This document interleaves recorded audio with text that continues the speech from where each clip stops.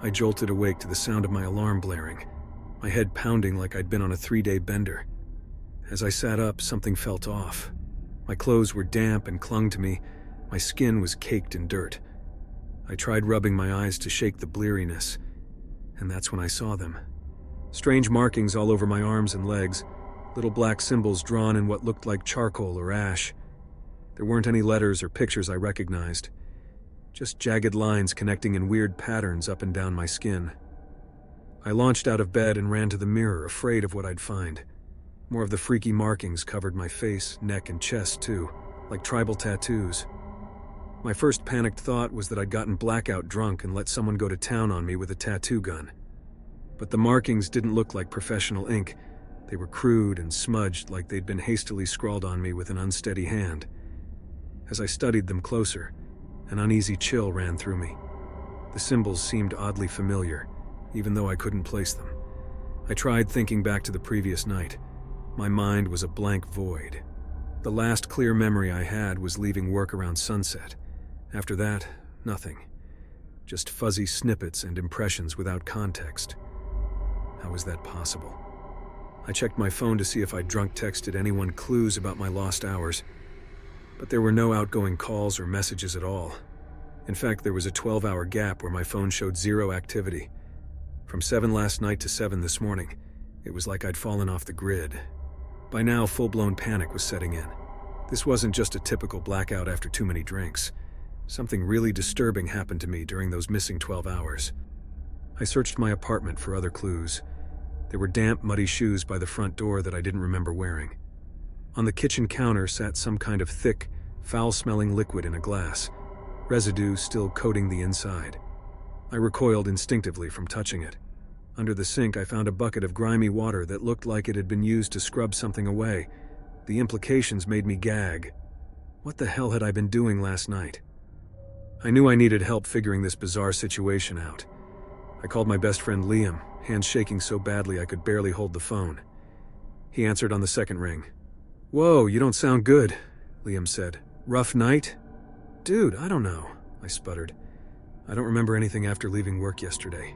I just woke up freaking covered in weird markings. Please tell me we hung out last night so you can fill in the blanks." Liam was silent. Then, "Sorry man, I didn't see you at all yesterday. Is this some kind of prank? Because it's not that funny." My heart sank. Liam had been my last desperate hope of piecing together this mystery. "This isn't a joke," I said. I think something really bad happened to me last night. I need your help." I could hear the worry in Liam's voice when he responded. "I'll come over right away and we'll figure this out. Sit tight." As I waited for him, I scrubbed the markings, but they didn't fade or smear at all, like they'd been etched right into my skin.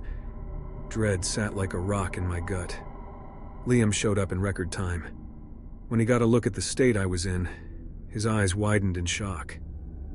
"Holy hell, you look like you crawled out of a swamp after wrestling an octopus." His weak laugh trailed off into uncomfortable silence. This was really freaking him out too. Liam drove me back to my office building to retrace my movements.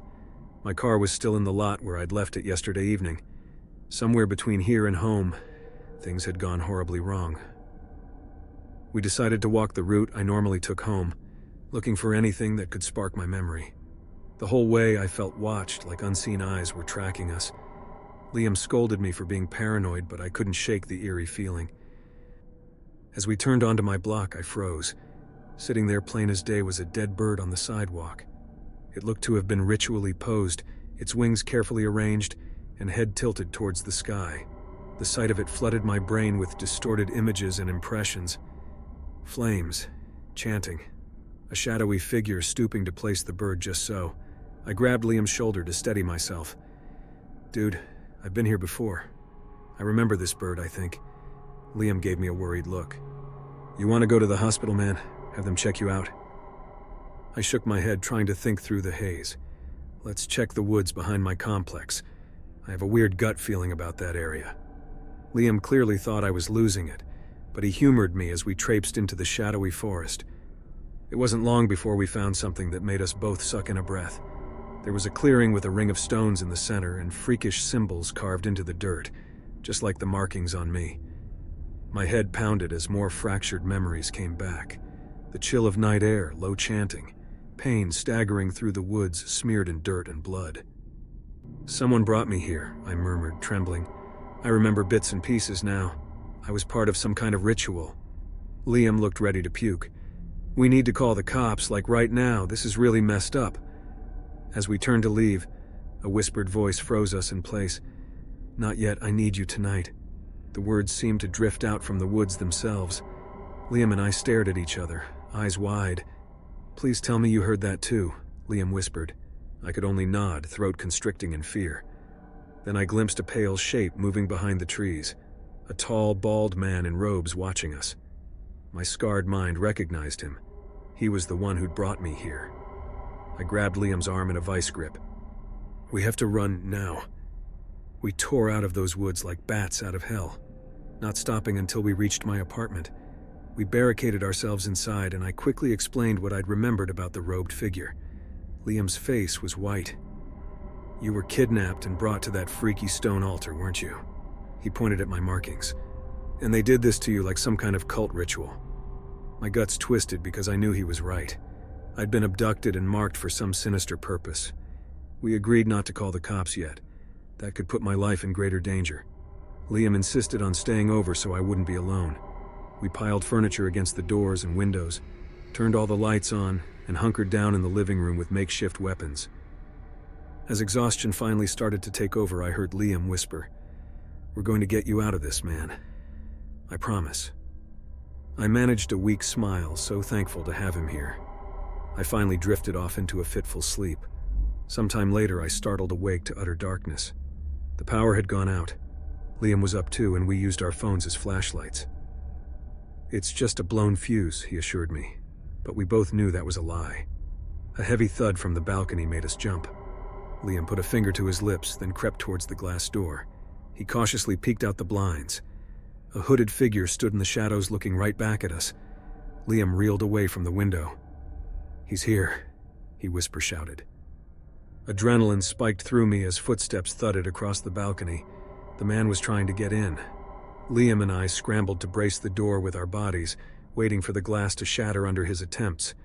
But strangely, nothing happened. The footsteps retreated after a few minutes. I didn't dare relax, though. This was only a temporary reprieve. We barely breathed, straining our ears in the deafening darkness. Then I heard it, a faint scratching coming from directly above us. The man was on the roof. Liam and I stared at each other in mute horror. Without warning, a trapdoor in the hallway ceiling crashed open.